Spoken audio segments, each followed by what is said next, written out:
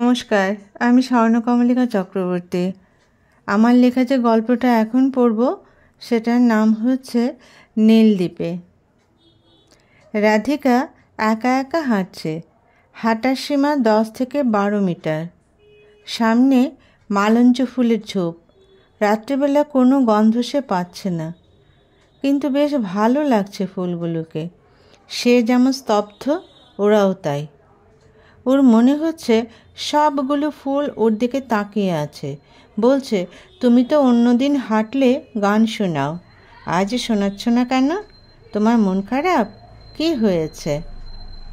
দূর থেকে ঢেউয়ের আছড়ে পড়ার শব্দ কানে আসছে। এটাই এখন রাধিকার ভালো লাগছে।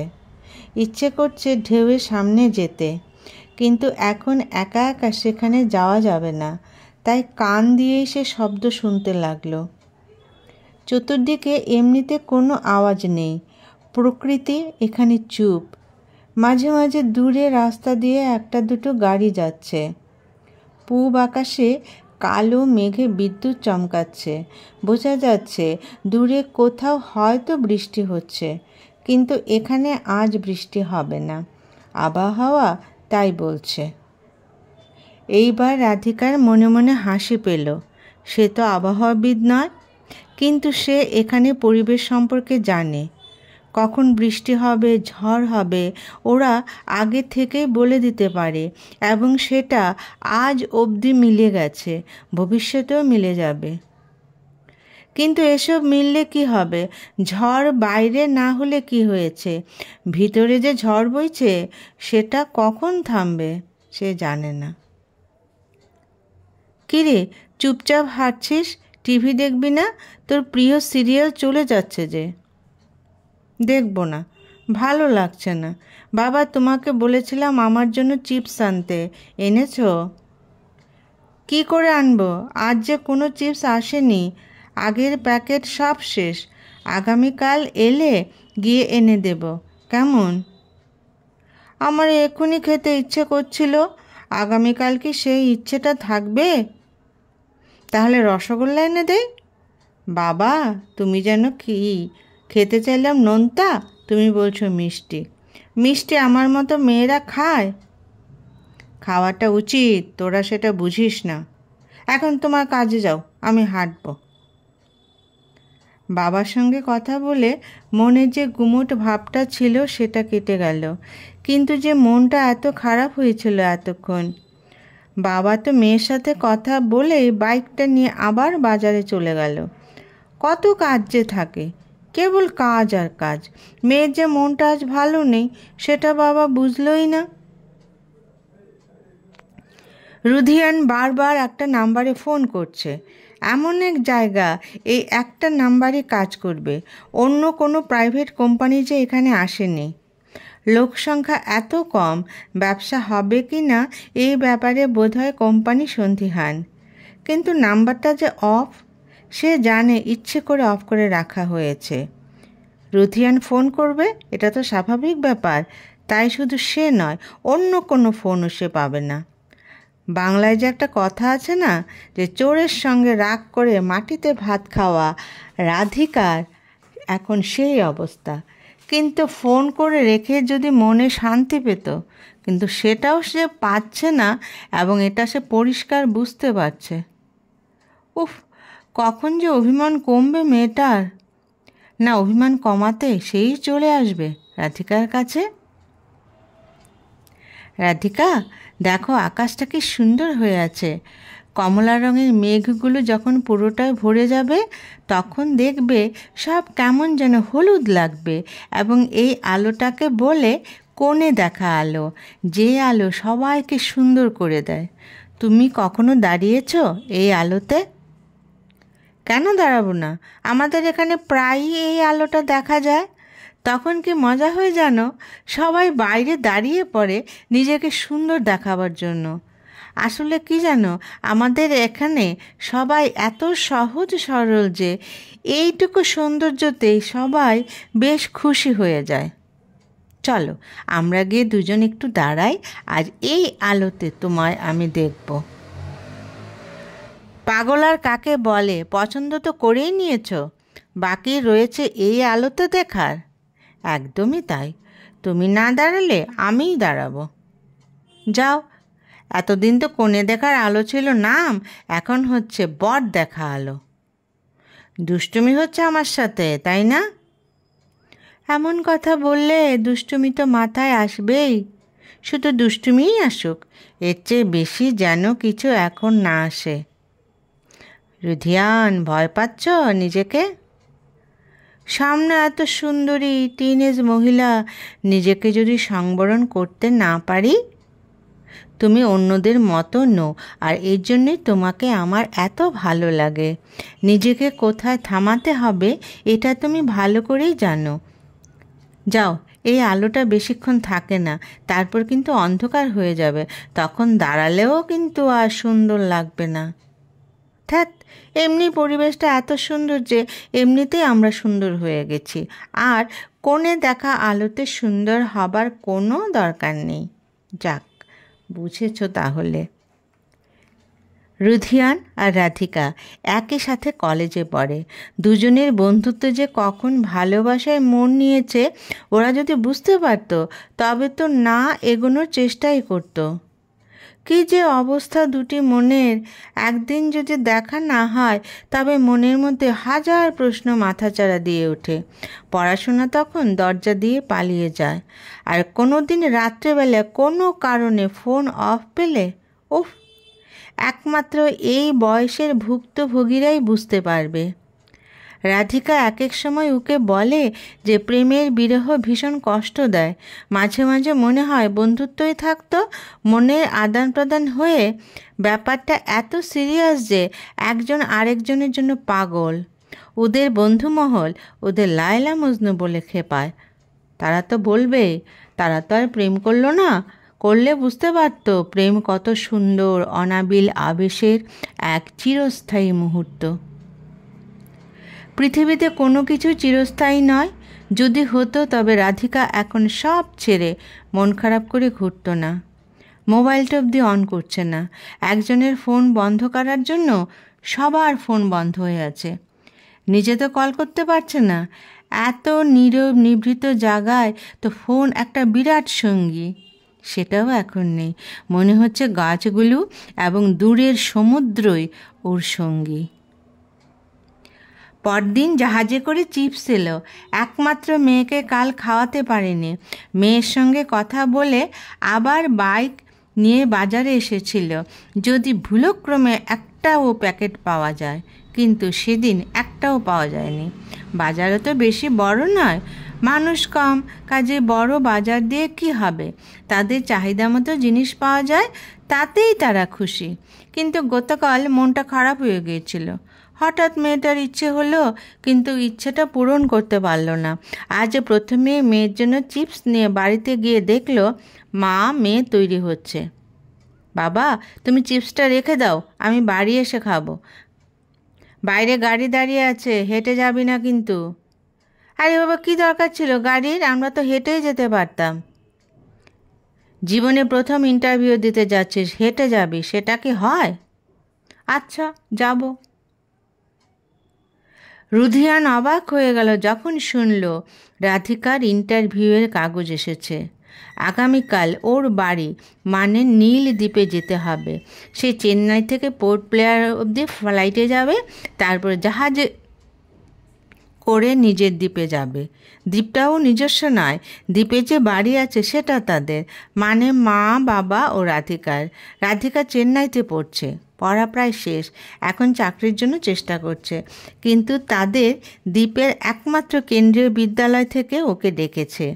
রাধিকা যত বলছে, আরে বাবা, ইন্টারভিউ দিলেই কি চাকরি হয়ে যায়?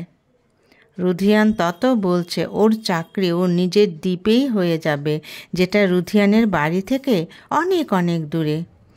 রাধিকা আন্দামানের নীল দ্বীপবাসিনী, আর রুধিয়ান যদিও কলকাতার ছেলে, চাকরি পেয়ে বোম্বাইতে থাকবে অথবা চেন্নাইতে থাকবে, এটাই প্ল্যান করে রেখেছে।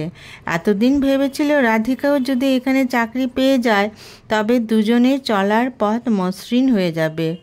কিন্তু প্ল্যান যে সব বানচাল হয়ে যাচ্ছে। রাধিকা যদি ওর নিজের দ্বীপে চাকরিটা পেয়ে যায় তবে দুজনের কি হবে?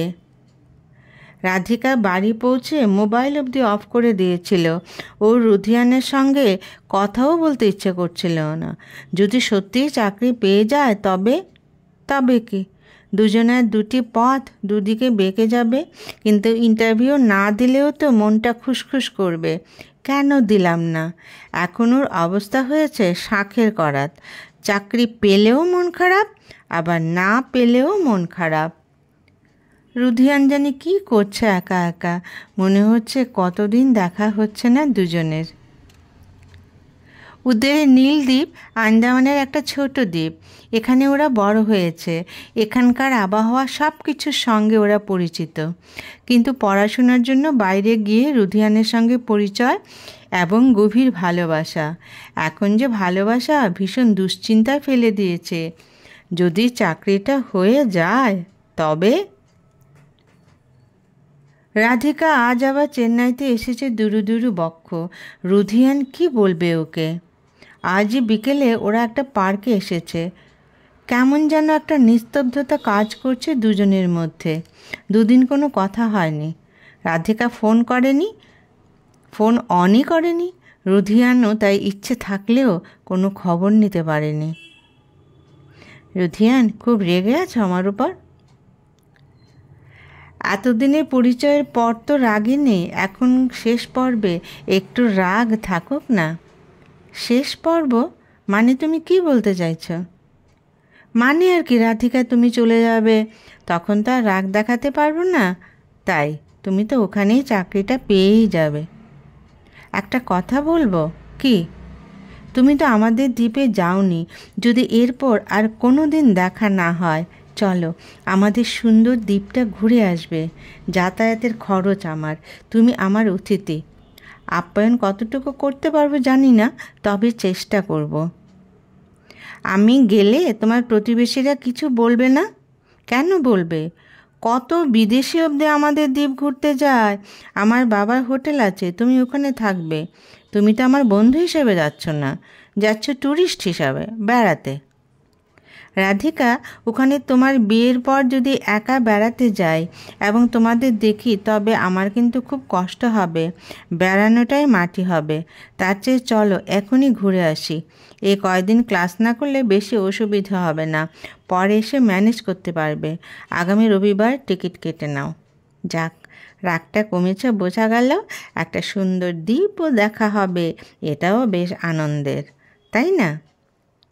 রাগ পুরোটা কমেনি, একটু একটু কমেছে, বুঝতে পেরেছ?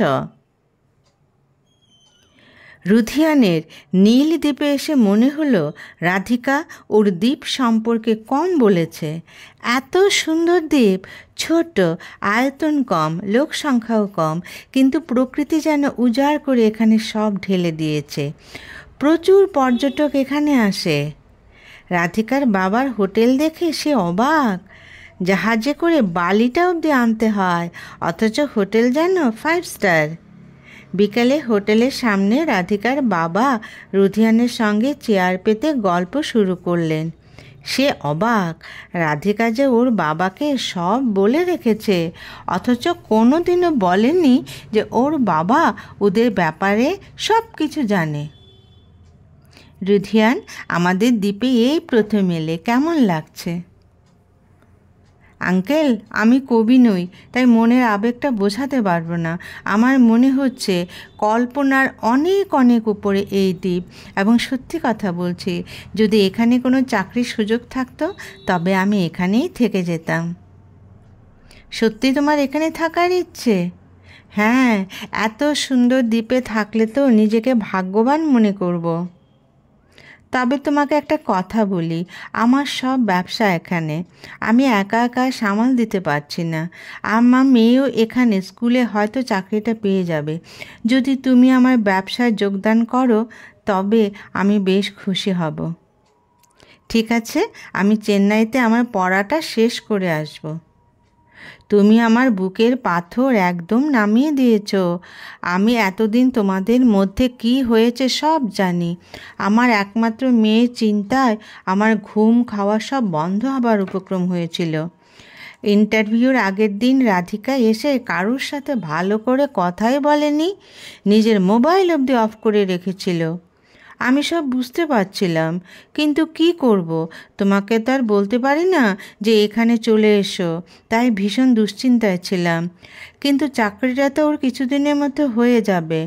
তুমিও পড়া শেষ করে ব্যবসাতে যোগদান করো, তারপর শুভদিন দেখে শুভক্ষণটা করে দিলে আমার শান্তি। ওই রাধিকা আসছে, ওর সাথে কথা বলো।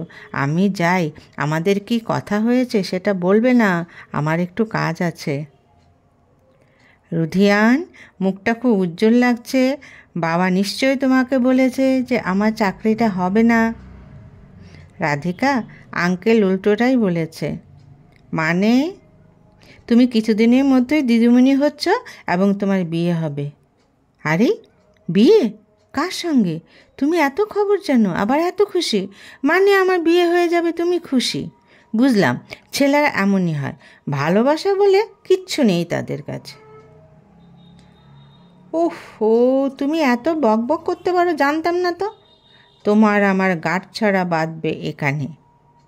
তুমি এখানে? হ্যাঁ রাধিকা, তোমাদের নীলদ্বীপ আমার ভীষণ ভালো লেগেছে। আমি ভবিষ্যৎ এখানে কাটাবো, তোমার বাবার ব্যবসা দেখব। তুমি তুমি সত্যি বলছো রুধিয়ান? তোমার মা বাবা মেনে নেবে? আমি কি মিছে কথা বলছি নাকি? এতক্ষণ তো তোমার বাবার সাথে এই ব্যাপারে কথা বলছিল, তাই তো তুমি আমার হাসি মুখ দেখলে। আর আমার মা বাবা আমার ইচ্ছেকে ভীষণ দাম দেবে, ওরা আমার ইচ্ছের উপরে কোনো কথাই বলবে না। আশেপাশে কেউ নেই, কেউ দেখবার নেই, এমন সুযোগ কি? রুধিয়ান রাধিকাকে জড়িয়ে ধরল। তারপর রাধিকার কিছু বলতে পারছে না, আবেশে ওর মন দেহ সব বুঝে আসছে। নমস্কার।